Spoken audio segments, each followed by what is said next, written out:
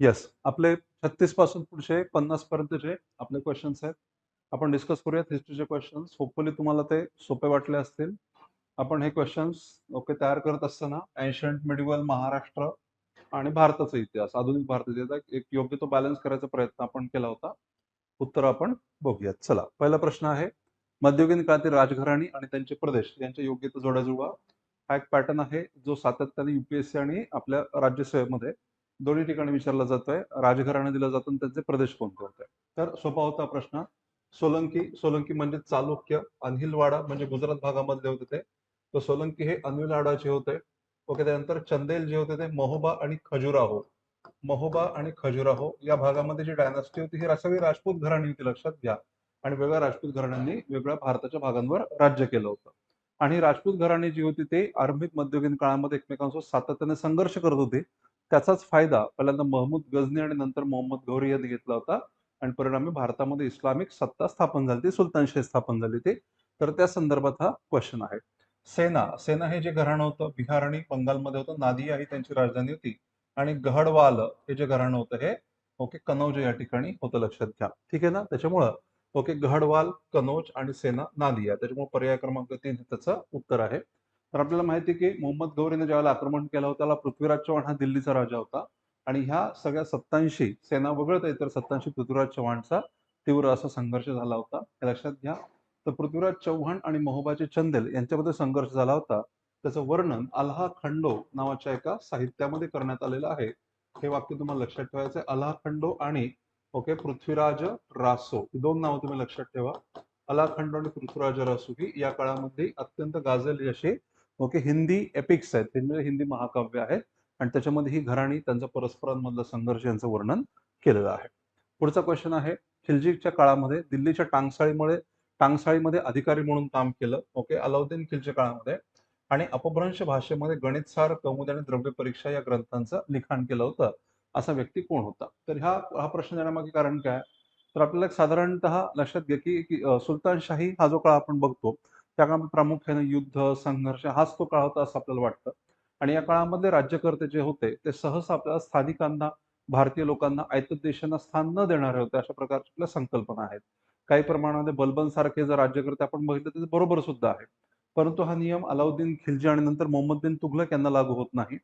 तर लक्षात घ्या की अलाउद्दीन खिलजी असेल, मोहम्मद बिन तुघलक असेल, एकीकडे आपल्याला ते कठोरपणे वागताना दिसतात, पण शासन, प्रशासन, कला, साहित्य या बाबतीत त्यांच्या भूमिका काही उदारमतवादी सुद्धा अशा दिसतात. आणि हे करत असताना त्यांनी आयत देशीयांना याच्यामध्ये सामावून घेतलं होतं.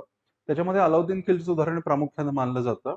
अलाउद्दीन खिलजीच्या काळामध्ये ठक्कर फेरू नावाचा एक अधिकारी होता, लक्षात घ्या, व्यक्ती होता. आणि हा ठक्कर फेरू त्याला अर्थव्यवस्थेचं उत्तम ज्ञान होतं. आणि म्हणून दिल्लीच्या टाकसाळीमध्ये त्याला अधिकारी म्हणून अलाउद्दीन खिलजी नेमलं होतं. आणि त्याला गणितसार, कौमुदी आणि द्रव्य परीक्षा या ग्रंथांचं लिखाण त्याने केलं होतं. सो ठक्कर फेरू हा संदर्भ जरा महत्वाचा आहे, हे लक्षात ठेवा. त्याच्यानंतर पुढचा क्वेश्चन आहे, मेहरुन्निसा बेगम हे त्याचे मूळ नाव होते. 16व्या शतकात, इथं तुमचं उत्तर जमायला पाहिजे, लक्षात घ्या. कारण या ठिकाणी काय होतं की 16वं शतक म्हटल्यानंतर कोणता काळ आहे? 1500 ते 1600 हा काळ. आता या ठिकाणी तुम्हाला असं वाटतं की रझिया सुलतान, पण रझिया सुलतानचा काळ कोणता होता? इसवी सनाचं 12व-13व शतक, अल्तमशची मुलगी होती ती. आणि इथं 16वं शतक हा शब्दच तुम्हाला उत्तरापर्यंत पोहोचणार आहे, ते समजून घ्या. आणि तुमच्यापैकी काही लोकांनी रझिया उत्तर दिलेलं असणार याची मला खात्री आहे. ठीक आहे. आणि रझिया, लक्षात घ्या की रझिया सुलतानचा उल्लेख करत आपण काय म्हणतो? मध्ययुगीन काळामध्ये ती एकमेव महिला शासिका होती. मग तुम्हाला वाटेल की मेहरुन्निसा बेगम राज्यकारभारात प्रत्यक्ष भाग घेणारी ती त्या काळातील एकमेव महिला शासक होती, वगैरे वगैरे. मग तुम्हाला, आणि तिच्या नावावर पादशाह बेगम अशी तिची नाणी होती. हे बघितलं की तुम्ही म्हणणार रझिया सुलतानच्या दुसरं कोणी असू शकत नाही का? कारण रझिया सुलतान ही एकमेव महिला शासिका होती.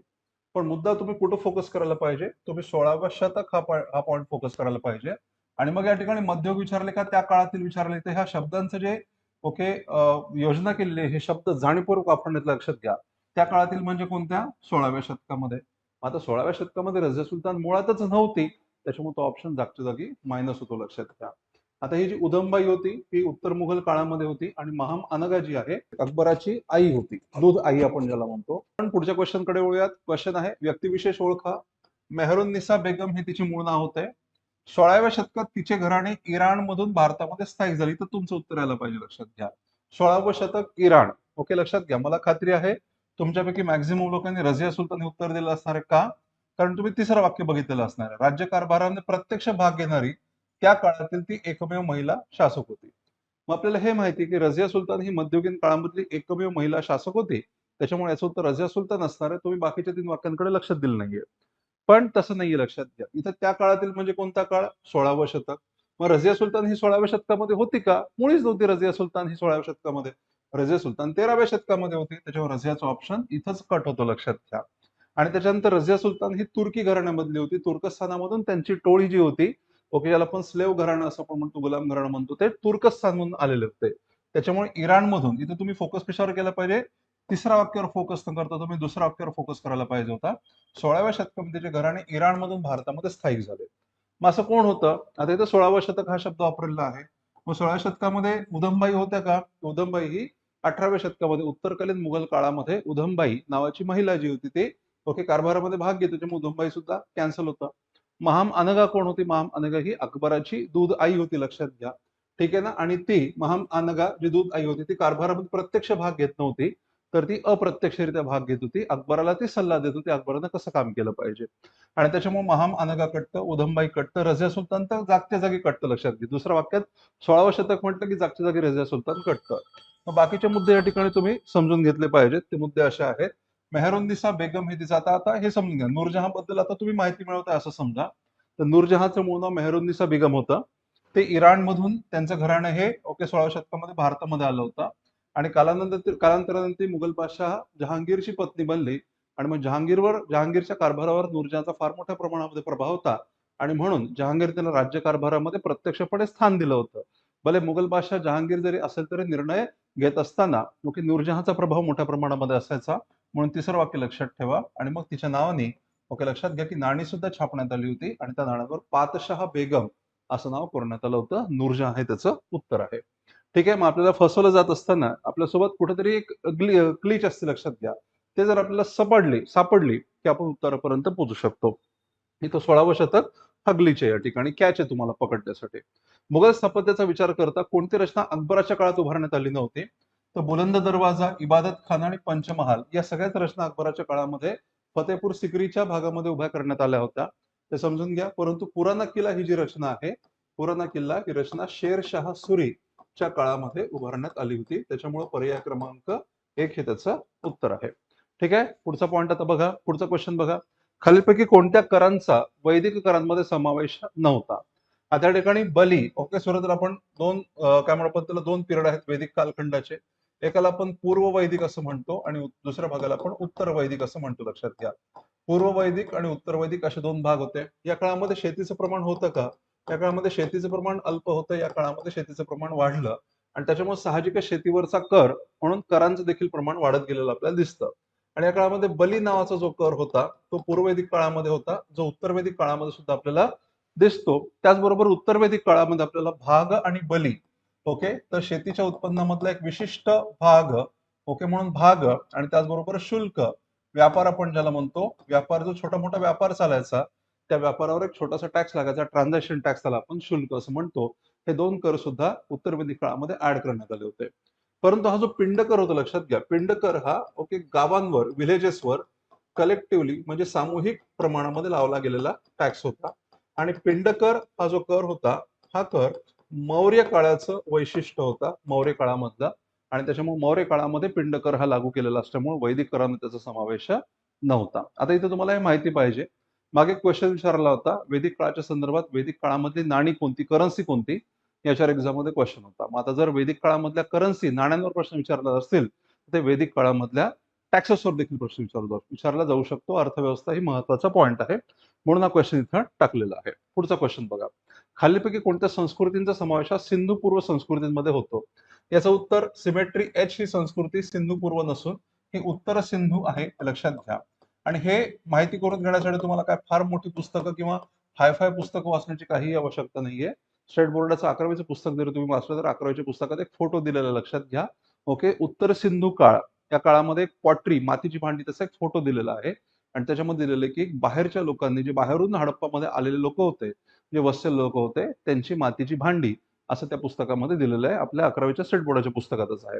तर झालं असं होतं की हडप्पाच्या शेवटच्या टप्प्यामध्ये काही आक्रमक लोक आले असं म्हटलं जातं आणि त्या आक्रमक लोकांनी आपली संस्कृती त्या ठिकाणी वसवली, म्हणून हडप्पाची संस्कृती खाली गाडली गेली आणि वर एक विशिष्ट अशा प्रकारचे लोक, त्यांची एक दफन पद्धती होती. त्या दफन पद्धतीसह काही लोक आले आणि त्यांनी आपली संस्कृती प्रस्थापित केली. आता त्यांची जी दफन पद्धती होती त्याला एक सिमेट्री एच, एक दफनभूमी होती, त्याला सिमेट्री एच असं म्हटलं गेलेलं आहे आणि म्हणून त्या कल्चरला सिमेट्री एच कल्चर असं म्हटलं जातं. R32 किंवा सिमेट्री एच असं कल्चर म्हटलं जातं. तर ही जी सिमेट्री एच किंवा R32 कल्चर आहे हे सिंधू संस्कृतीच्या नंतरच्या काळामधलं आहे. आपल्याला क्वेश्चन काय विचारलेला आहे, सिंधू पूर्व संस्कृती कोणत्या होत्या, तर कुल्ली, हेल्मंड आणि आमरी. याच्यापैकी कुल्ली जी होती ती बलुचिस्तान भागामध्ये होते, आमरी ही सिंध भागामध्ये होते आणि हेल्मंड जी आहे ती अफगाणिस्तान भागामधली संस्कृती होती. या सिंधू पूर्व काळामधल्या संस्कृती, या संस्कृतीमध्ये हळूहळू आपापसामध्ये इंटरॅक्शन होत गेलं आणि ते इंटरॅक्शन होऊन शहरीकरणाला चालना मिळाली आणि कालांतराने सिंधू संस्कृतीचा जन्म झाला. अशा प्रकारे एक सिद्धांत सांगतो, लक्षात घ्या, आणि त्यानुसार अ, ब, क हे या प्रश्नाचं उत्तर आहे. पुढचा क्वेश्चन, विष्णू शर्मा म्हणजे एका कॉलम मध्ये विद्वानांची नावं दिलेली आहेत आणि दुसऱ्या कॉलम मध्ये त्यांनी लिहिलेल्या पुस्तकांची नावं दिलेली आहेत. तर विष्णू शर्मा हा जो होता ही गुप्त काळामधलं साहित्य आहे. विष्णू शर्मानं पंचतंत्र लिहिलं होतं. वराह मिहीर जो एक काय म्हणू आपण त्याला खगोलतज्ञ गणितज्ञ होता, त्यानं बृहत संहिता नावाचं साहित्य लिहिलं होतं. शूद्रक याचं अत्यंत गाजलेलं असं नाटक आहे मृच्छकटिका आणि कमंडकानं नीतिसार लिहिलं होतं. अर्थशास्त्राच्या धर्तीवर एक नीतिसार नावाचं साहित्य होतं, लक्षात घ्या. त्याच्यामुळे याचं उत्तर DCBA आहे. हे गुप्त काळातील साहित्य आहे. तर गुप्त काळ तुम्हाला माहिती आहे की गुप्त काळावर एक्झाम मध्ये प्रश्न विचारले जातात. गुप्त काळ आतापर्यंत राजकीय स्वरूपाचे प्रश्न हे बऱ्यापैकी विचारले गेलेले आहेत, परंतु दरवेळेस राजकीय स्वरूपाचेच प्रश्न विचारतील असं काहीही नाहीये. तर ते सांस्कृतिक कलेच्या क्षेत्रामधल्या घडामोडी याच्यावर देखील जाऊ शकतात आणि उलट मला असं वाटतं की त्याची शक्यता जास्त आहे. आणि म्हणून प्रत्येक कालखंडामधल्या ज्या कला संस्कृती क्षेत्रामधल्या ज्या घडामोडी आहेत त्याच्या एकदम ब्रीफ मध्ये वरवर का होईना माहिती घ्या. हे प्रश्न ऍक्च्युली खूप सोपे आहेत. तुम्हाला ते चॅलेंजिंग वाटले असतील का, कारण तुम्ही याच्या आधी वाचलेच नव्हते म्हणून चॅलेंजिंग वाटले असतील. पण जरी तुम्ही थोडंसं वरवर जरी वाचलं तरी हे सहजपणे हा डेटा सापडतो तुम्हाला आणि याच्यावरून मला असं वाटतं की एक्झाम मध्ये विचारले जाण्याची शक्यता ही अधिक आहे. पुढचा क्वेश्चन, सातवाहन काळातील भारताच्या रोमनांशी असणाऱ्या व्यापारी संबंधांचे ज्ञान कोणत्या साहित्यातून प्राप्त होते. आता अकाउंट्स ऑफ द वेस्ट जे आहे ते ह्युएन सॅंगने लिहिलेलं पुस्तक होतं, लक्षात घ्या. ह्युएन सॅंग, आणि ते पुस्तक चीनी भाषेमध्ये लिहिलं होतं आणि त्याचं नाव होतं CUK. CUK म्हणजेच अकाउंट्स ऑफ द वेस्ट. आता इथे लक्षात घ्या, प्रश्न काय आहे, भारताच्या रोमनांशी असणाऱ्या व्यापारी संबंधांचे ज्ञान म्हणजे एखादा विदेशी प्रवासी ज्यानं भारताबद्दल लिहिलेलं आहे. आता विदेशी प्रवासी जर रोमन असेल तर तो भारताबद्दल बोलत असताना तो वेस्ट म्हणेल का ईस्ट म्हणेल, कारण आपण युरोपच्या कुठं होतो, पूर्व दिशेला होतो. आणि त्याच्यामुळं अकाउंट्स ऑफ द वेस्ट हे जे पुस्तक आहे ते कुठल्या तरी भारताच्या पूर्व दिशेला असणाऱ्या व्यक्तीने लिहिलेलं असणार आहे. मग याचं उत्तर असं आहे की ह्युएन सॅंगने, ह्युएन सॅंग कधी आला होता, हर्षवर्धनाच्या काळामध्ये आला होता. तर ह्युएन सॅंग हर्षाच्या काळामध्ये भारतामध्ये आला, परत गेला आणि परत गेल्यानंतर त्याने भारताच्या आठवणी लिहून काढल्या. आता चीनच्या बाजूने आपण बघितलं तर भारत कुठे येतो, पश्चिम दिशेला येतो आणि म्हणून त्याच्या पुस्तकाचं नाव CUK म्हणजे अकाउंट्स ऑफ द वेस्ट आहे. ठीक आहे. आता हा हर्षाचा काळ आहे, उत्तर गुप्ता काळ आहे, त्याच्यामुळे हा ऑप्शन कटला. क्वेश्चन काय विचारलाय, सातवाहन काळ. आता इंडिका म्हणजे मेगास्थनीस कोणत्या काळामध्ये होता, मौर्य काळामध्ये होता. क्वेश्चन आहे सातवाहन काळ. सातवाहन काळ म्हणजे उत्तर मौर्य काळ. मग आता इंडिका कटतंय, अकाउंट्स ऑफ द वेस्ट कटतंय. आता हे लॉजिक लावा, मेगास्थनीस तुम्हाला माहिती पाहिजे, मेगास्थनीस हा मौर्य काळामध्ये होता, सातवाहन म्हणजे उत्तर मौर्य काळ. मग आता तुम्ही वरीलपैकी सर्व जर केला असेल तर सगळ्यात मोठा घोटाळा तुम्ही करून बसलाय. का करून बसले, कारण मेगास्थनीस हा मौर्य काळामध्ये आला होता हे तुम्हाला माहिती आहे. असं असताना सुद्धा तुम्ही सातवाहन आणि इंडिकाचा जर संबंध जोडला असेल तर you made a mistake here. ठीक आहे. तर मग तुम्ही म्हणाल सर मग एक प्लिनी नावाचा लेखक होता त्याची सुद्धा इंडिका होती, पण मग ऑप्शन मध्ये 1 आणि 3 कुठं आहे का, नाही. म्हणजे तुम्हाला एकच ऑप्शन निवडावं लागणार आहे. Accounts of the west CUK मुळीच नाहीये, लक्षात घ्या. त्याच्यामुळे हा ऑप्शन मायनस होतो. हा ऑप्शन मायनस झाल्यामुळे तुम्हाला या दोघांपैकी एक मायनस करावाच लागतो, कारण वरीलपैकी सर्व हे उत्तर असू शकत नाही. इंडिका कुणाची आहे, ही मेगास्थनीसची इंडिका आहे, ही प्लिनीची इंडिका नाहीये, लक्षात घ्या. आता अशा वेळेला उत्तर काय राहतं मग, Periplus of the Erythraean Sea म्हणजे तांबड्या समुद्राचा प्रवास हे त्याचं उत्तर आहे. आणि याचा लेखक अननोन, अनामिक असा लेखक होता. त्याचं नाव कोणालाच माहित नाही, लक्षात घ्या. पण त्याने भारतीय बंदरांचं आणि व्यापारी वस्तूंचं फार व्यवस्थितपणे वर्णन केलेलं आहे. या काळामधला परकीय व्यापार आपल्याला या लेखातून किंवा या पुस्तकातून मोठ्या प्रमाणामध्ये समजतो. आणि पेरिप्लस ऑफ एरिथ्रियन सी हा एक ऑप्शन MPSC मागे 2-3 वर्षांपूर्वी वापरला सुद्धा, त्याच्यामुळे तुम्ही याचा अभ्यास करणं ऍक्च्युली अभिप्रेत आहे, लक्षात घ्या. त्यानंतर पुढचा मॉडर्न इंडियाचा क्वेश्चन, गांधीजींनी भारतामध्ये केलेला पहिला सविनय कायदेभंग म्हणजे चंपारण सत्याग्रह. चंपारण्य सत्याग्रह करत असताना गांधीजी काय झालं होतं, तर शेतकऱ्यांची म्हणजे सरकारच्या धोरणांमुळे प्रभावित झालेले जे शेतकरी होते त्यांची चौकशी करण्याकरता गांधीजी, लक्षात घ्या की मोतीहारी नावाच्या गावी आले होते. कोणत्या गावी आले होते? मोतीहारी नावाच्या गावी आले होते. आणि गांधीजी जेव्हा शेतकऱ्यांची चौकशी करायला लागले तेव्हा असंतोष भडकेल असं वाटून त्या ठिकाणचा जो डिव्हिजनल कमिशनर होता, तेरूरचा डिव्हिजनल कमिशनर, त्यांनी गांधीजींना पुढे जाण्यासाठी मनाई आदेश बजावला होता. गांधीजींनी हा मनाई आदेश धुडकावून लावला आणि गांधीजींनी आपली कॅम्पेन चालू ठेवली होती. म्हणून गांधीजींना अटक करून तुरुंगात टाकण्यात आलं होतं. या ठिकाणी गांधीजींनी शासनाचा आदेश धुडकावून आपली कॅम्पेन चालू ठेवली. हा एक प्रकारचा सविनय कायदेभंग होता आणि म्हणून चंपारण्य सत्याग्रह हे त्याचं उत्तर आहे. हे समजून घ्या. हा मुद्दा महत्वाचा आहे. त्यानंतर मग असंच गांधीजींनी भारतात केलेला पहिला उपवास कोणता होता? उपोषण कोणतं होतं? अहमदाबाद सत्याग्रह गांधीजींनी भारतातलं केलेलं पहिलं उपोषण होतं, हे लक्षात घ्या. आणि त्याच गांधीजींनी केलेला असहकार कोणता? तो खेडा सत्याग्रहाच्या दरम्यान शेतकऱ्यांनी कर भरायला जो नकार दिला होता तो म्हणजे भारतातला पहिला असहकार होता. हे सुद्धा तुम्हाला या अनुषंगाने लक्षात ठेवायचं आहे. पुढे स्वदेशी चळवळीच्या दरम्यान नागपूर येथे कोणी शिवसमर्थ सेवा मंडळ ही क्रांतिकारी संघटना सुरू केली. तिथं भवानी शंकर नियोगी हे याचं उत्तर लक्षात घ्या. भवानी शंकर नियोगी हे या काळामध्ये एक क्रांतिकारी विचारांचे नेता म्हणून समोर आले होते.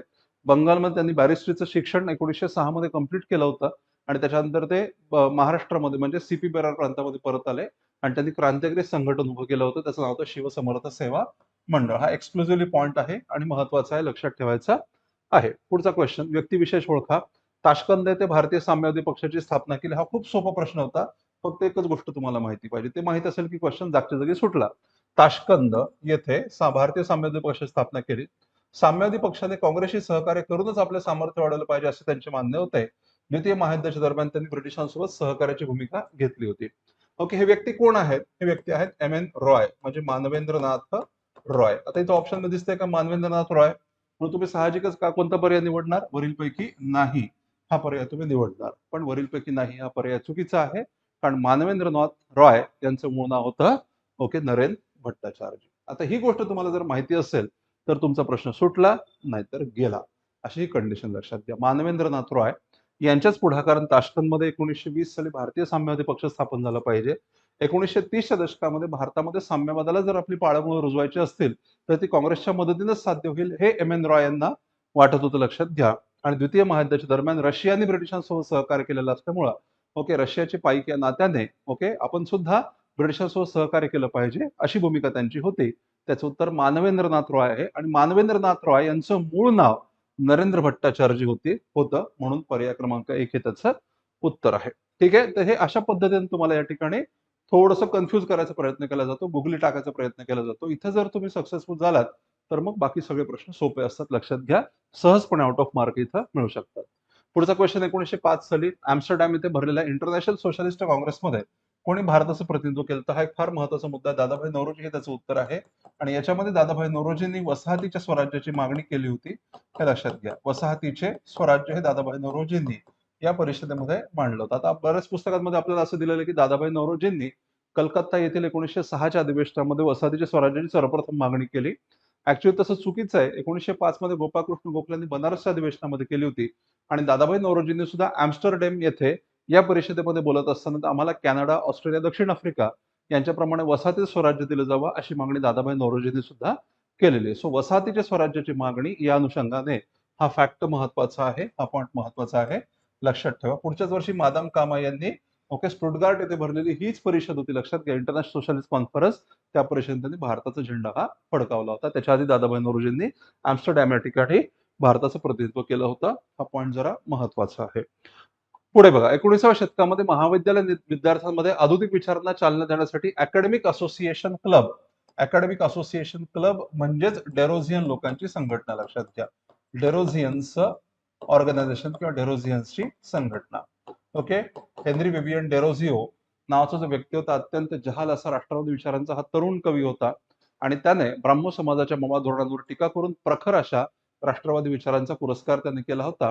आणि मग हिंदू कॉलेज नावाचं जे कॉलेज राजाराम मोहन राणे त्यांच्या सहकार्याने स्थापन केलं होतं, त्या हिंदू कॉलेजमध्ये हा प्राध्यापक म्हणून काम करत होता आणि आपल्या विद्यार्थ्यांना गोळा करून त्यांच्यामध्ये राष्ट्रवादी विचारांच्या चर्चा घडून आणणं, समाज सुधारणांबद्दल भाष्य करणं असं त्याच्या कार्याचं स्वरूप होतं. आणि हे करण्यासाठी त्याने अकॅडमिक असोसिएशन क्लब नावाची संघटना स्थापन केली होती. हा पॉईंट आपल्यासाठी महत्वाचा आहे.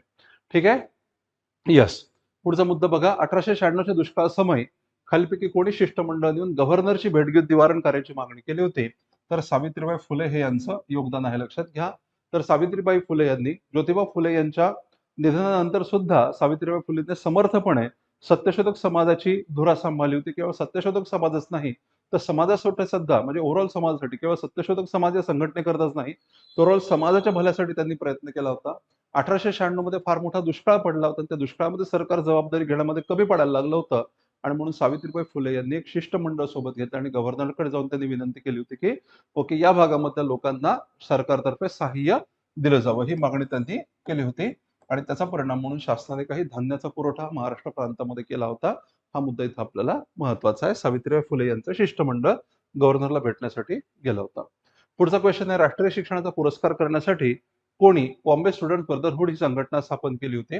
तर असहकार चळवळीच्या दरम्यान असहकार चळवळीची व्याप्ती जेव्हा मुंबईमध्ये पसरली होती तेव्हा मुंबईमध्ये काही डाव्या विचारांचे तरुण एकत्र आले होते आणि त्यांनी एक महत्वाची संघटना स्थापन केली होती, बॉम्बे स्टुडंट ब्रदरहुड. आणि त्याच्यामध्ये श्रीपाद अमृत डांगे, S.A. डांगे यांची भूमिका महत्वाची होती. आणि हा एक डायरेक्ट एक लक्षात घ्या की फॅक्च्युअल कंटेंट आहे, याला फारसं स्पष्टीकरण नाहीये. पण S.A. डांगे यांनी बॉम्बे स्टुडंट ब्रदरहुड नावाची संघटना स्थापन केली होती. हा पॉईंट आपल्यासाठी महत्वाचा आहे. ठीक आहे. यस.